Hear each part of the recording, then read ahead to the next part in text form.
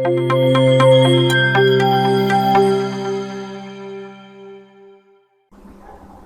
वालेकुम dear students.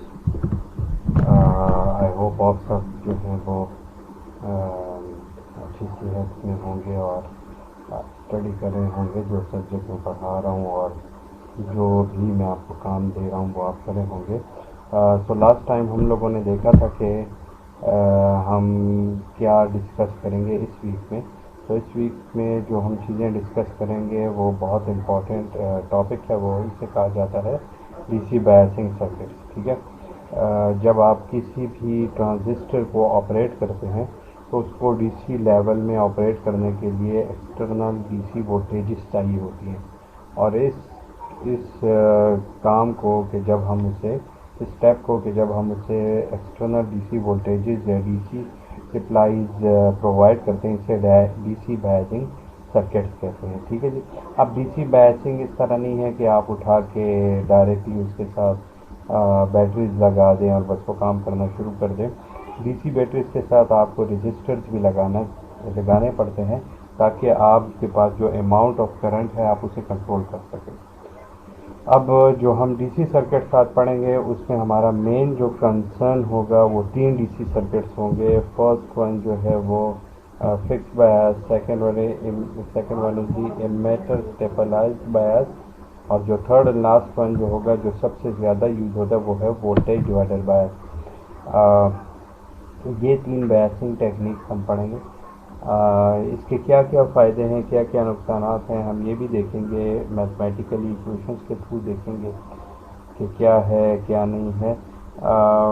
DC biasing technique जब हम यूज़ करते हैं तो इस डीसी बायसिंग टेक्निक को हम देखते हैं कि ये कितना किसी ट्रांजिस्टर को जो हम दे रहे हैं उस सर्किट को कितना स्टेबल करके दे रहे हैं। ठीक है जी। हमें पता है ट्रांजिस्टर जो है एज अ स्विच भी यूज़ होता है और ट्रांजिस्टर एज एन एम्पलीफायर भी यूज़ होता है। अब जब आपने इसे ट्रांजिस्टर को एज एन एम्पलीफायर या एज अ स्विच यूज़ करना है तो वो अपने जो भी प्रोसेसेस हैं उसमें कितना स्टेबल है। अगर आप एम्पलीफिकेशन दे रहे हैं तो एक लेवल पे वो स्टेबल रह के अपनी एम्पलीफिकेशन आपको प्रोवाइड कर दे। अगर आप स्विचिंग कर रहे हैं, ऑन ऑफ कर रहे हैं, तो वो जब आप उसे ऑफ करें तो वो बिल्कुल कट ऑफ रीजन में आ जाए, मतलब आपके पास जो करंट है वो ज़ीरो कर दे और आपके पास वोल्टेज लेवल जो है वो मैक्सिमम पे कर दे।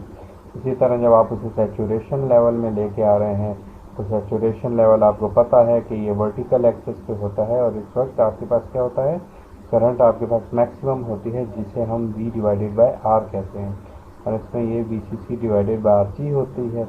जबकि अब हम कट ऑफ की बात करते हैं, अगर मैं इसको ग्राफ भी बना लूँ तो ये हमारे पास दो रीजन्स हैं। यहाँ पे मेरे पास VCC होती है जब कट ऑफ हो जाता है, और यहाँ पे मेरे पास VCC डिवाइडेड बाय R हो जाता है। अब होता क्या है, जब ये दोनों एक लेवल पे काम कर रहे हैं तो ये आपस में इस तरह जुड़ जाते हैं। जब जुड़ जाते हैं तो इसमें हर एक पॉइंट जो है, इसमें हर एक पॉइंट आप एज एन ऑपरेशनल पॉइंट ले सकते हैं। लेकिन इधर काम क्या होगा, आपने इस पे वही ऑपरेशनल पॉइंट पे लेना है जो कि आपको एक ख़ास करंट लेवल पे दे रहा हो। और वो करंट लेवल हमने कहा था कि अगर हम कॉमन एमिटर की बात करें तो वो करंट लेवल हमारे पास IB होता है। ठीक है। IB की कोई ख़ास वैल्यू होती है। इस IB की वैल्यू को हम कहाँ से सेलेक्ट करते हैं, इस IB की वैल्यू को हम RB से सेलेक्ट करते हैं। ठीक है। या अगर हमें IB की वैल्यू चाहिए और IB हमारे पास है, हम चाहते हैं कि उसके लिए कितनी RB चाहिए होगी, तो मैंने आपको पहले भी बताया था कि ये बराबर होगा VBB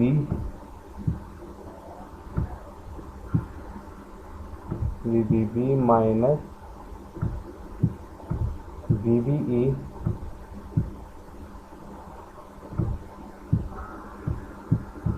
डिवाइडेड बाय IB। ठीक है। इससे आपके पास RB आ जाएगा आरबी आप लगा दें, उस आरबी से आपके पास यही करंट आना शुरू हो जाएगा और इसके लिए ये पॉइंट इस पर स्टेबल हो जाएगा। सिमिलरली जब आपके पास आईबी आ गया तो आप बहुत आसानी से अब आईसी कैलकुलेट कर सकते हैं। कैसे? IC equal to beta IB, ठीक है, ये आईसी आ गया आपके पास और इसी आईसी से आप क्या कैलकुलेट कर सकते हैं? Output voltage, that is VCE. और वीसीई मैंने पिछली दफ़ा आपको बताया था कि किसके बराबर होगा? वीसीसी माइनस आईसी आरसी, ठीक है। अब अगेन दोबारा आपके पास आगे यही इक्वेशन आती रहेंगी, लेकिन ये डीसी स्टेबलाइजेशन डिफरेंस स्टेबलाइजेशन है, मैकेनिज्म है। इसका मकसद यही है कि ये आपको एक्सक्यूज मी, ये पॉइंट जहाँ पे आप इसे ऑपरेट करवा रहे हैं, इससे ये क्या करके दे? आपको स्टेबल करके दे, ठीक है जी। सो ये हम सबका ऑब्जेक्टिव होगा। आगे चलते हैं और सबसे पहले डिस्कस करते हैं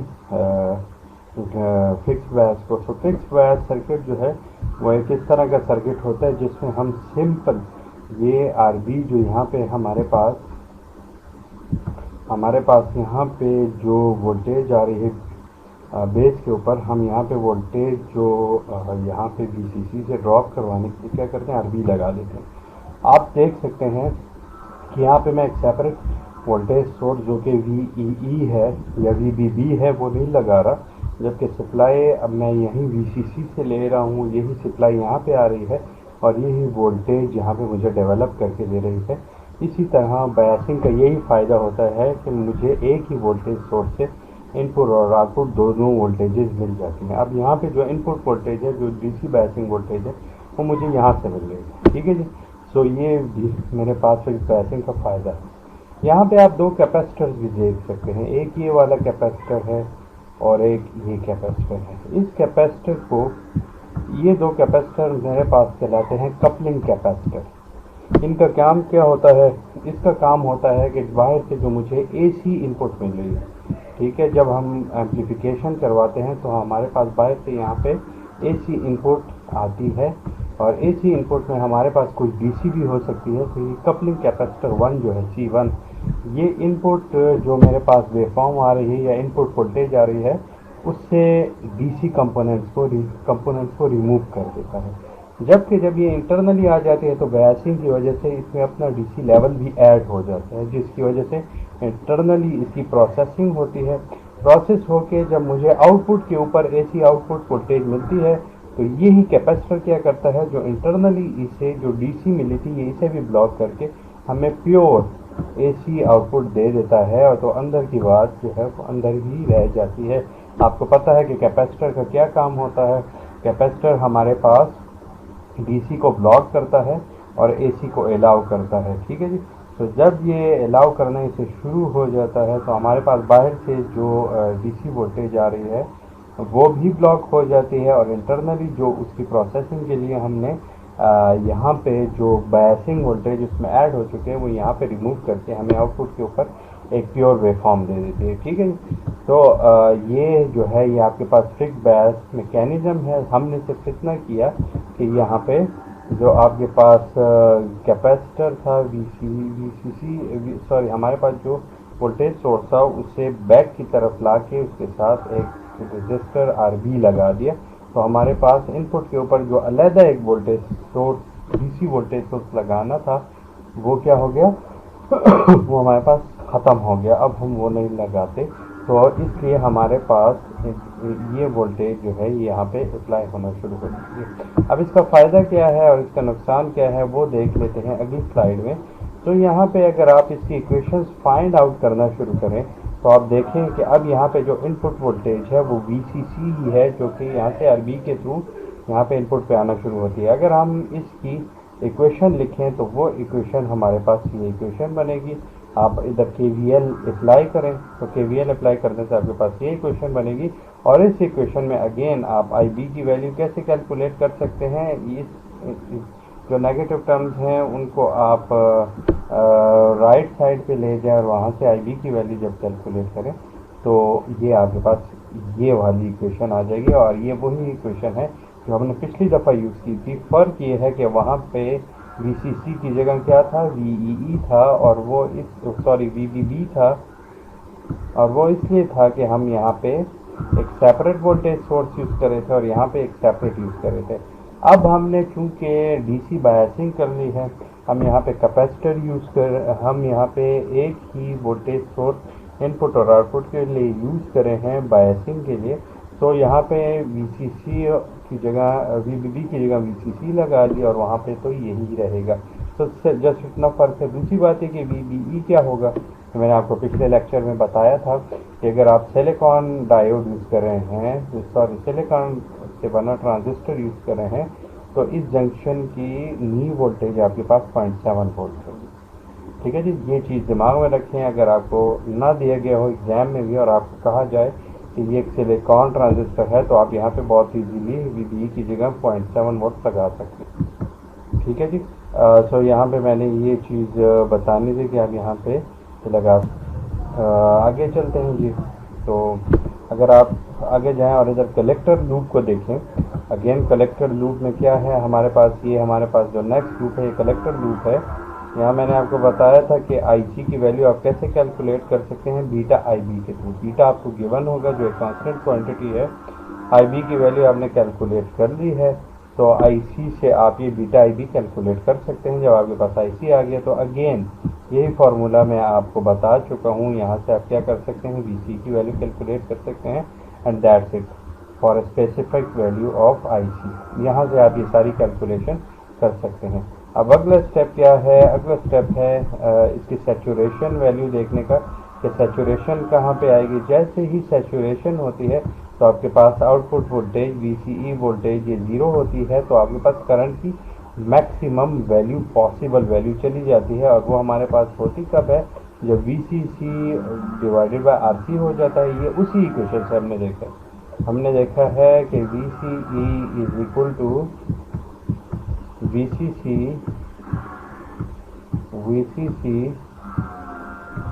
माइनस IC RC। ठीक है, अगर आप यहाँ पे VCE को 0 कर दें तो आपके पास ये हो जाएगा VCC is equal to ICRC,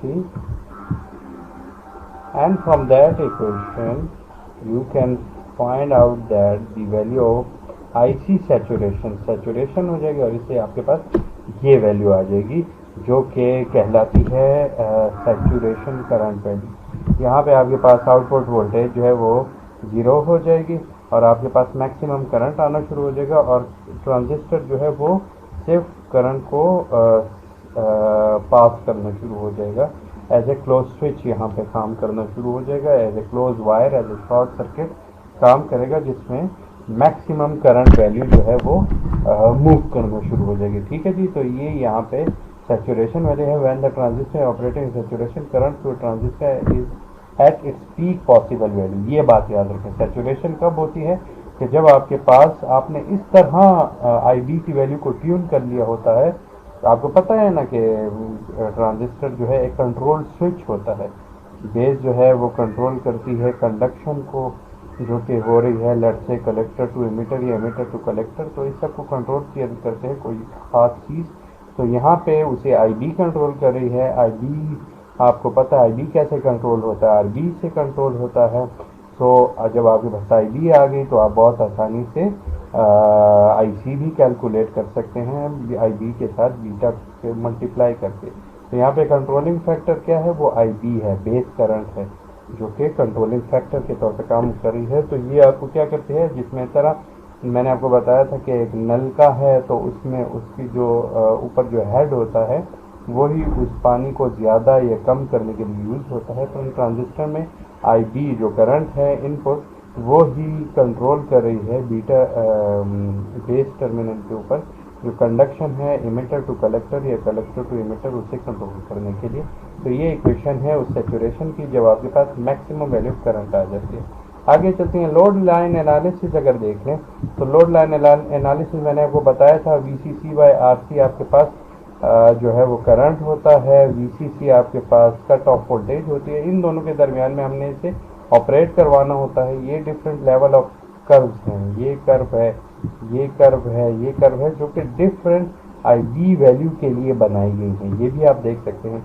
अब ये दो कर्व, ये जो कर्व हैं, ये सेट और ये लोड लाइन, इसे क्या कहते हैं? इसे बेसिकली हम कहते हैं ये जो VCC बाय RC और VCC से जो कनेक्ट करते हैं, इसे हम कहते हैं लोड लाइन। ठीक है जी। What is VCC by RC? ये आपके पास सैचुरेशन करंट है या सैचुरेशन लेवल है। यहाँ पे वोल्टेज ज़ीरो होती है, जबकि VCC आपके पास कट ऑफ पॉइंट है, क्योंकि यहाँ पे आपके पास करंट ज़ीरो होती है जबकि वोल्टेज लेवल ही होती है। तो इसे क्या कहते हैं? इस ये जो दोनों को मिलाते हैं इसे कहते हैं लोड लाइन। ठीक है। तो ये लोड लाइन जब आपके पास किसी भी ट्रांजिस्टर के कैरेक्टरिस्टिक कर्व, ये कर्व है, इसके साथ लेट से इस पॉइंट के ऊपर ये क्या कर रही है? क्रॉस कर रही है इसको। तो यहाँ पे अब आप ट्रांजिस्टर को ऑपरेट करवाएंगे और इसे कहा जाता है क्यू पॉइंट या क्यूसेंट पॉइंट, खामोश पॉइंट। इसी पॉइंट के ऊपर आप ट्रांजिस्टर को ऑपरेट करवाते हैं और ये किस पे डिपेंड करता है? IB के ऊपर। आप IB की वैल्यू कैलकुलेट करते हैं from the value of RB। तो यहाँ पे जब ये आ जाती है तो ये ट्रांजिस्टर यहीं पे काम करना शुरू हो जाता है और ये वैल्यूज़ आपके पास यहीं पे गिवन है। सैचुरेशन करंट भी आपको गिवन है, VC जब ज़ीरो होगी, और कट ऑफ वोल्टेज भी गिवन है जब आपके पास IC की वैल्यू ज़ीरो होगी। The true point is the operating point where the value of RB set the value of IB। मैंने आपको कहा था कि RB की वैल्यू IB सेट करती है। कैसे? ये सेट करती है आप IB की वैल्यू। मैंने अगेन ये फार्मूला लिख देता हूँ, ये मैं बार बार आपको बता रहा हूँ। That would be VCC minus VBE divided by RB। तो RB की वैल्यू आप सेलेक्ट करते हैं, उसकी बेसिस पे आपके पास IB की वैल्यू आ जाती है और ये IB वैल्यू किसी भी स्पेसिफिक पॉइंट पे जब आप लाते हैं तो लोड लाइन के ऊपर जब जहाँ पे ये से क्रॉस करते वो आपके पास क्या हो जाता है? आपके पास क्यूसेंट पॉइंट हो जाता है। ठीक है जी। तो ये आपके पास लोड लाइन है। ये एक क्या होती है? Load line. और ऑपरेशन पॉइंट कौन सा होता है? जब कैरेक्टरिस्टिक कर्व और आपके पास लोड लाइन एक दूसरे को क्रॉस करते हैं तो उस पॉइंट को क्यू पॉइंट कहा जाता है। आगे चलते हैं, circuit values effect after the Q point.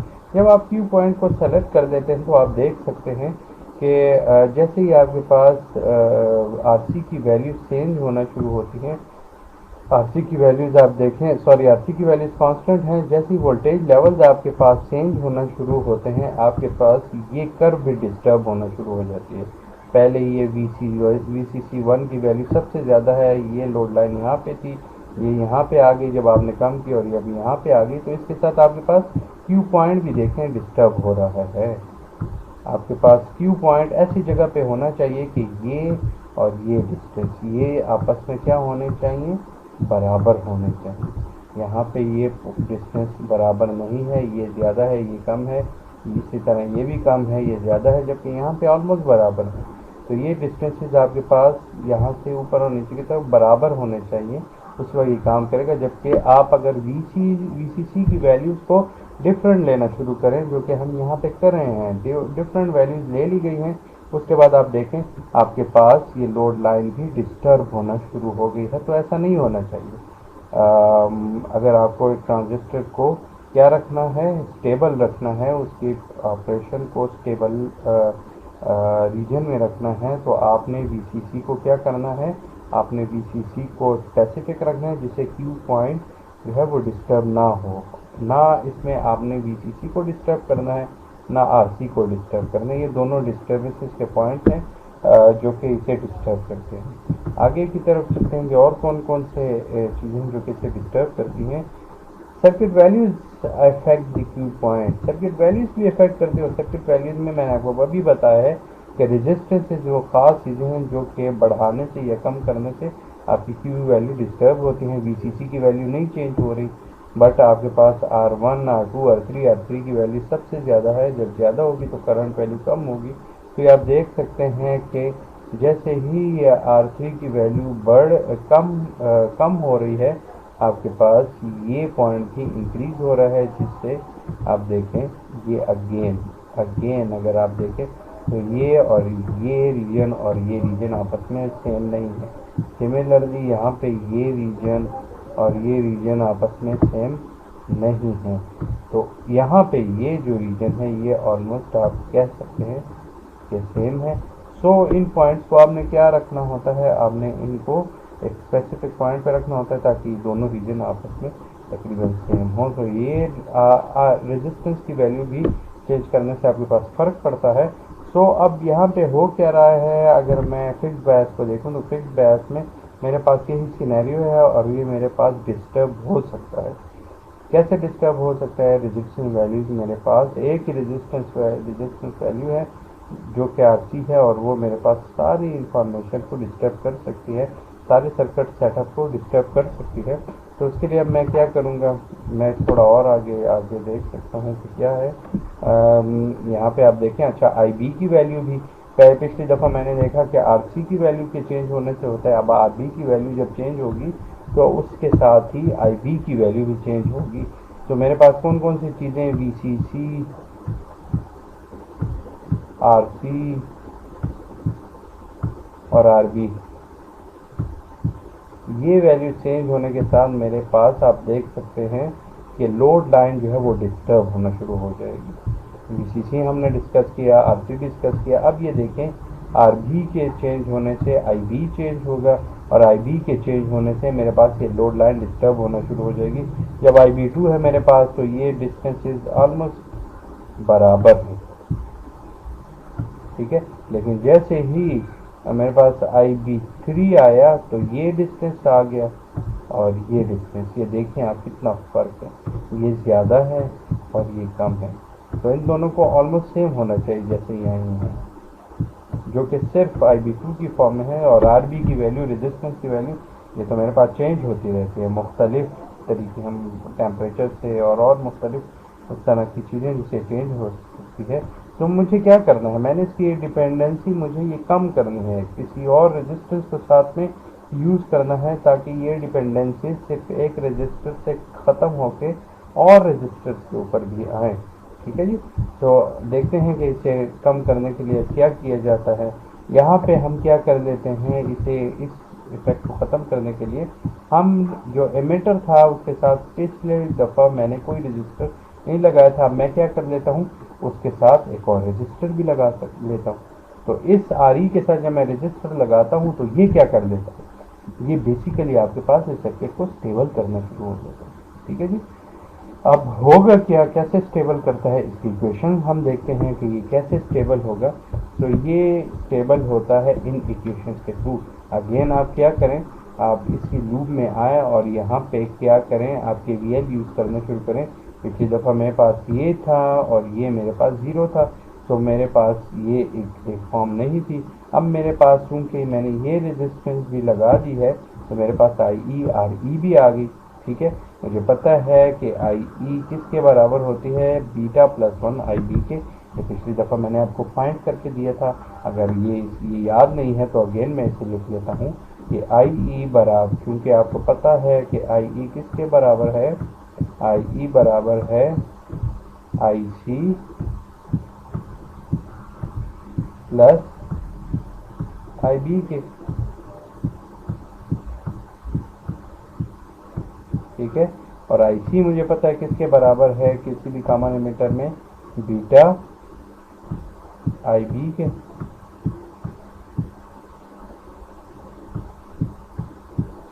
Plus IB। अब अगर आप इसके राइट हैंड साइड पे इस तरह कर दें कि IB को कॉमन ले लें तो आपके पास क्या बचेगा, ये आपके पास आ जाएगी यही इक्वेशन, ठीक है। इसे इस इक्वेशन में पुट कर दें तो आपके पास एट दी एंड इसकी इक्वेशन आ जाएगी। और आप यहाँ पे देख सकते हैं कि अब इसकी डिपेंडेंसी RB और RE के ऊपर है, बट यहाँ पे एक और टर्म आ गई है बीटा। जो कि कांस्टेंट होती है, ये इस चीज़ को कांस्टेंट रखने की करती है। अगर आप आर बी आर ई की वैल्यूज़ को कम भी रखें तो ये सारी डिपेंडेंसीज कहाँ पे रहेंगी, बीटा के ऊपर, जो कि कांस्टेंट टर्म है। किसी भी रजिस्टर के लिए कांस्टेंट होता है, तो ये कांस्टेंट होने की वजह से आपके इस रजिस्टर को क्या करना शुरू हो जाता है, इसे स्टेबल रखना शुरू हो जाता है। तो जब ये स्टेबल हुआ, आपका काम आसान हो जाना शुरू हो गया। ठीक है जी। तो ये करेक्टरिस्टिक है, और इसको क्या कहा जाता है, इस बायसिंग टेक्निक को, इसे बेस एमिटर बायस कहा जाता है। पहला हमारे पास बायसिंग टेक्निक कौन सी थी, पहली बायसिंग टेक्निक थी हमारे पास फिक्स बायस, जबकि ये जो बायसिंग टेक्निक है इसे कहा जाता है एमिटर बायसिंग। ठीक है, बेस एमिटर बायसिंग इसे कहा जाता है। तो आगे चलते हैं और देखते हैं कि इसके आउटपुट लूप पे क्या होता है। जब कलेक्टर एमिटर लूप पे बात आती है तो अगेन आप देखें इसमें भी फ़र्क आया, आर ई आ गया। आप इस पूरे लूप की जब इक्वेशन लिखते हैं तो अगेन ये नई टर्म भी इसमें आ जाती है। इसमें ऑलमोस्ट आई ई और आई सी टू के बराबर हैं। तो यहाँ पे क्या हुआ, इन्होंने आई सी को कॉमन ले लिया। तो आई सी कॉमन लेने के साथ अब देखें आर सी के साथ आर ई के ऊपर भी इसकी डिपेंडेंसीज हो रही हैं। तो अब देखते जा रहे हैं कि पिछली दफ़ा सिर्फ एक अकेला आर सी था जिसकी वजह से सर्किट स्टेबल नहीं रहा था। तो अब यहाँ पे इसने इसके साथ एक ऐसा रजिस्टर ऐड कर दिया जिसकी वजह से इसकी डिपेंडेंसीज आर सी से निकल के आर ई पे भी हो गई।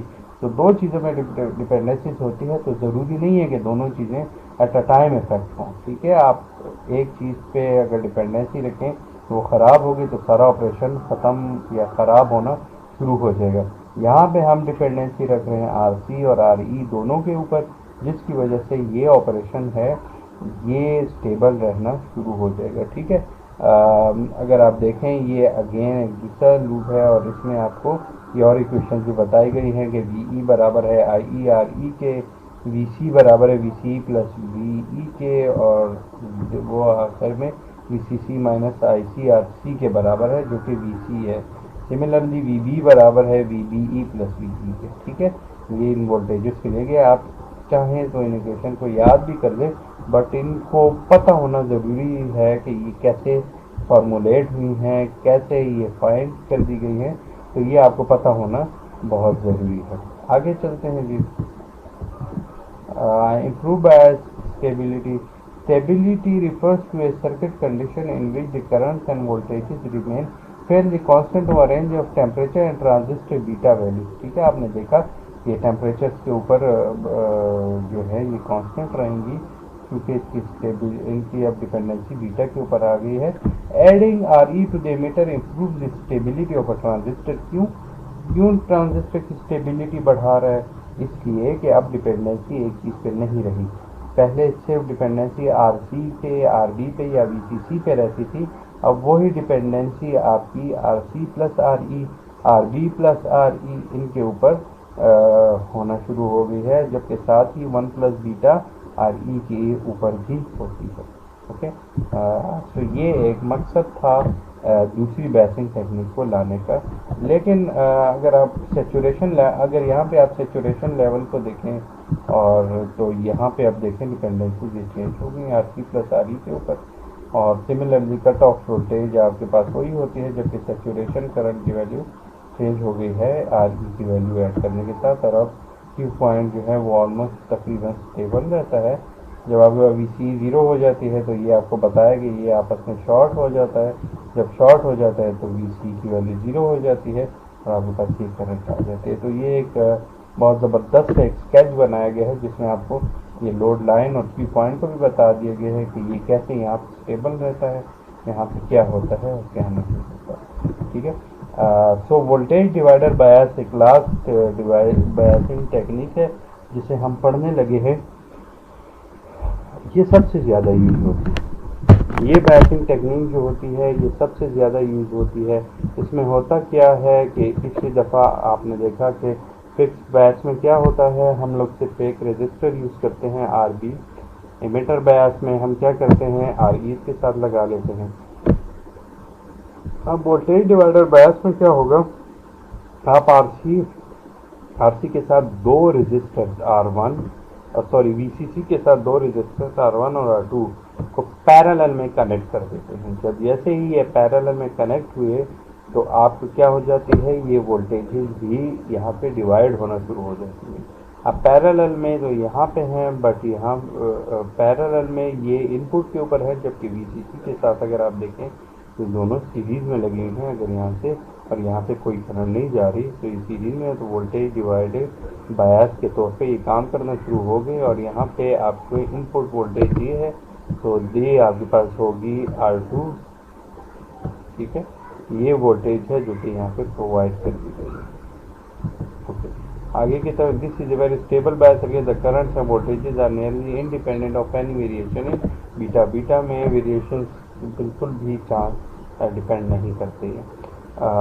अप्रॉक्सीमेट एनालिसिस में अगर आप देखें तो इसमें जो करंट लेवल्स हैं, डिफरेंट करंट लेवल्स, वो आप देखें IB is very very less than I1 is almost equal to I2, ये दोनों बराबर हैं। तो यहाँ पे क्योंकि ये सीरीज़ में है, तो सीरीज़ में आपके पास जो वोल्टेज यहाँ पे डेवलप हो रही है, अब सीरीज़ में किस तरह है, क्योंकि यहाँ पे भी इनिशियली कोई करंट नहीं जा रही, यहाँ पे भी यहाँ से आपके पास कोई DC वैल्यू नहीं आ रही, तो ये DC वैल्यूज आपस में सीरीज़ में है, यहाँ से आपस में सीरीज़ में है। तो यहाँ पे जो होगा वो आपके पास जो वोल्टेज हो रही है वो होगी R2 divided by R1 plus R2 multiplied by the total voltage which is this VCC। ये आपके पास यहाँ पे डेवलप हो रही है और इसकी वजह से ये करंट मूव कर रही है। ये VB यहाँ पे डेवलप हो रही है, इसकी वजह से ये IB मूव कर रही है, ठीक है। IE ये वोल्टेज है। इस इन डिफरेंट लूप से उसी तरह आपके पास अगेन करंट्स फाइंड की जाती हैं आउटपुट वोल्टेज के ऊपर। आउटपुट लूप में अगर आप देखें तो VCE की वैल्यू वही रहेगी, जबकि यहाँ पे इनपुट लूप में आपके पास चेंजेस आना शुरू हो जाते हैं, ठीक है। ये है आपके पास voltage divider bias. Voltage divider bias analysis में अगर आप देखें तो VCC अगेन वही सैचुरेशन है, इसी तरह आती है। लोड लाइन भी इसी तरह है। फ़र्क कुछ खास नहीं है। इनपुट में आपके IB के में फ़र्क आता है IB फाइंड करने में कि वो कैसे फाइंड करते हैं, क्योंकि अब आपके पास RB जो है एक रजिस्टर नहीं है, तो RB आपके पास क्या है, दो रजिस्टर्स हैं। अगर आप उसे दूसरी तरफ से देखें और अगर आप उसे ऐसे फ्रॉम द सोर्स इनपुट जब उसके ऊपर अप्लाई कर दी जाए, तो जब इनपुट अप्लाई कर दी जाती है तो वहाँ से वो ओपन नहीं रहता, जिसकी वजह से दोनों जो रजिस्टर हैं वो पैरेलल में आ जाते हैं। जब पैरेलल में आ जाते हैं तो आप वहाँ पे क्या कर सकते हैं, आप उनके इक्विवेलेंट फाइंड कर सकते हैं, जो कि RB आपके पास पैरेलल रेजिस्टेंसेस R1 R2 का इक्विवेलेंट होगा, ठीक है जी। तो आप बहुत इजीली यहाँ पे ये फाइंड कर सकते हैं। ये वही इक्वेशन है जो कि हमने पिछली दफ़ा देखी थी। DC bias with voltage feedback, ये वही चीज़ है जो कि देखी थी, लेकिन मेरे ख्याल में अभी आपके लिए जो ज़रूरी है वो अभी तक जो हम लोगों ने तीन बायसिंग टेक्निक्स पढ़ी हैं, फिक्स्ड बायस, एमिटर बायस और वोल्टेज डिवाइडर बायस, ये तीनों बहुत इम्पॉर्टेंट हैं और काइंडली आप इन तीनों को देख लीजिएगा। आज हमने यही सब कुछ पढ़ा और बायसिंग टेक्निक्स यहीं तक थी, इससे ज़्यादा हम इसमें डीप नहीं जा रहे। नेक्स्ट टाइम हम स्विचिंग के बारे में भी पढ़ेंगे और एम्प्लीफिकेशन के बारे में भी थोड़ा बहुत पढ़ेंगे। इसलिए क्योंकि जलोज़ई का एक विज़िट है, इसलिए मैं ज़्यादा लंबा लेक्चर इस दफ़ा अपलोड नहीं कर सका। हमारा कल विज़िट है और कल भी वहाँ जाना है, परसों भी जाना है। तो मैं चाहता हूँ कि ये बायसिंग टेक्निक्स आप खुद भी पढ़ लें और देख लें। जहाँ तक कोर्स आउटलाइंस का ताल्लुक़ है तो हम बिल्कुल ठीक जा रहे हैं। अगर आप देख लें कोर्स आउटलाइंस के मुताबिक, तो इसमें DC बायसिंग टेक्निक्स का जो पोर्शन था वो हम लोगों ने कवर कर लिया है। इसमें हमने कौन सी पढ़ी, फिक्स्ड बायसिंग टेक्निक पढ़ी। अगर आप देख लें फिक्स्ड बायसिंग टेक्निक आज पढ़ी, उसका ये सर्किट है, इसमें आपने देखा सारे एनालिसिस आपने किया इसके थ्रू, ठीक है। सैचुरेशन क्या होती है, लोड लाइन क्या चीज़ होती है और Q पॉइंट क्या होता है, ये भी हमने देखा। लोड लाइन जो है ट्रांजिस्टर के DC ऑपरेशन पॉइंट्स के थ्रू होता है और इसकी एक करेक्टरिस्टिक कर्व भी होती है जो कि आउटपुट करंट और आउटपुट वोल्टेज के मिलने से बनती है। आउटपुट वोल्टेज और आउटपुट करंट के कर्व की ग्राफ पे बनती है। तो वो करेक्टरिस्टिक कर्व और लोड लाइन जिस पॉइंट पे एक दूसरे को क्रॉस करते हैं तो उस पॉइंट को हम क्यू पॉइंट कहते हैं। वो हमारे पास एक डीसी ऑपरेशनल पॉइंट होता है। ठीक है जी, यहाँ पे हमने देखा सैचुरेशन को देखा, कट ऑफ को देखा, सिमिलरली डिफरेंट वैल्यूज़ के ऊपर डिपेंडेंसी को देखा, वीसी के ऊपर यहाँ पे डिपेंडेंसी को देखा कि वीसी चेंज करने से कैसे चेंज होता है। आरसी के ऊपर देखा कि आरसी चेंज करने से क्यू पॉइंट कैसे चेंज होता है। इसी तरह हमने आईबी के ऊपर देखा, क्योंकि आईबी की डिपेंडेंसी किस पे होती है, आरबी पे होती है। तो हमने आईबी को चेंज होते हुए देखा आरबी के साथ कि जब हम उसे चेंज करते हैं तो ये भी चेंज होता रहता है। तो हमारे पास एक स्टेबल नहीं रहता पॉइंट। तो इसे स्टेबल करने के लिए हम गए एमिटर बायसिंग की तरफ, जिसमें हम एमिटर जो कि कॉमन एमिटर कॉन्फ़िगरेशन है, तो उसके साथ भी हमने एक रजिस्टर लगा दिया। और रजिस्टर लगाने से हमने फाइंड की मैथमेटिक्स सारी, हमने देखा कि डिपेंडेंसी जो है वो डिवाइड हो गई आर बी और आर ई के ऊपर, आर बी से आर ई के ऊपर डिवाइड हो गई। यहाँ पे आप देखें सिर्फ एक रजिस्टर पे नहीं रही, आर ई के ऊपर आ गई। यहाँ पे सिमिलरली यहाँ पे आर सी आर ई के ऊपर भी है आ गई। तो आप देख सकते हैं कि ये यहाँ पे डिपेंडेंसी मेरे पास डिवाइड हो गई। इम्प्रूव्ड बाय स्टेबिलिटी को हमने देखा कि आर ई लगाने से क्या हुआ, डिफरेंट आर बीटा और टेम्परेचर वैल्यू से हमें छुटकारा मिल गया। सेचुरेशन लेवल यहाँ पे हमने देखा अगेन, तो सेचुरेशन लेवल में हमने यहाँ पे देखा कि B C C divided by R C plus R E जो है मेरे पास सेचुरेशन करंट आ गई। वोल्टेज डिवाइडर बायस के बारे में हमने बात की कि वोल्टेज डिवाइडर बायस क्या चीज़ है। तो वोल्टेज डिवाइडर बायस हमारे पास सबसे स्टेबल बायसिंग टेक्निक है, सबसे ज़्यादा ट्रांजिस्टर बायसिंग में यूज़ होता है। और आप लोग देख लीजिएगा कि ये कैसे इसका एनालिसिस होता है, क्योंकि मैंने यहाँ पे भी आपको बता दिया कि अब ये जो बेस वोल्टेज है वो क्या है, वो है R2 divided by R1 plus R2 multiplied by VCC जो कि आपके पास इनपुट वोल्टेज है। IE की वैल्यू क्या है, VE बाय RE है एंड सो ऑन। ये एनालिसिस और बाकी वैल्यूज हमारे पास आउटपुट लूप के ऊपर वही रही, क्योंकि R1 और R2 जो है ये आउटपुट लूप के ऊपर इफेक्ट नहीं करते। ये हमारे पास सिर्फ इनपुट लूप के ऊपर कनेक्टेड होते हैं और इनपुट लूप को ही आपके इफेक्ट करते हैं। ठीक है, वोल्टेज डिवाइडर बायस के हमने डिफरेंट इक्वेशन देखी। लोड लाइन एनालिसिस में हमने देखा कि कट ऑफ और सेचुरेशन दो ऐसे रीजन्स होते हैं कि जो कि लोड लाइन में आपको बहुत ज़्यादा ज़रूरी चाहिए होते हैं। यही दो पॉइंट्स होते हैं जिसमें लोड लाइन जिसके थ्रू लोड लाइन कनेक्टेड होती है। ओके, यही जो हमने लाइन लगाई थी, अगर आप देखें ये मेरे पास क्या थी, एक लाइन थी, ये मेरे पास इस लाइन में ये एक कर्व आई थी, करेक्टरिस्टिक कर्व, और इस करेक्टरिस्टिक कर्व के साथ ये जो लाइन थी यहाँ पे आ रही थी। तो ये लाइन जो है यहाँ पे और यहाँ पे एक्स एक्सिस पे टच करी थी। ये जो है ये करंट एक्सिस है। तो यहाँ पे ये जो वैल्यू थी ये थी VCC डिवाइडेड बाय RC, और यहाँ पे ये कट ऑफ वैल्यू जो थी ये VCC थी, और ये एक्सिस जो था ये था VCE एक्सिस। अब ये दोनों आपस में एक दूसरे को यहाँ पे टच करेंगे। ठीक है, यहाँ पे एक दूसरे को टच करे थे, तो इसको क्या कहते थे हम, क्यू पॉइंट कहते थे, क्यू पॉइंट।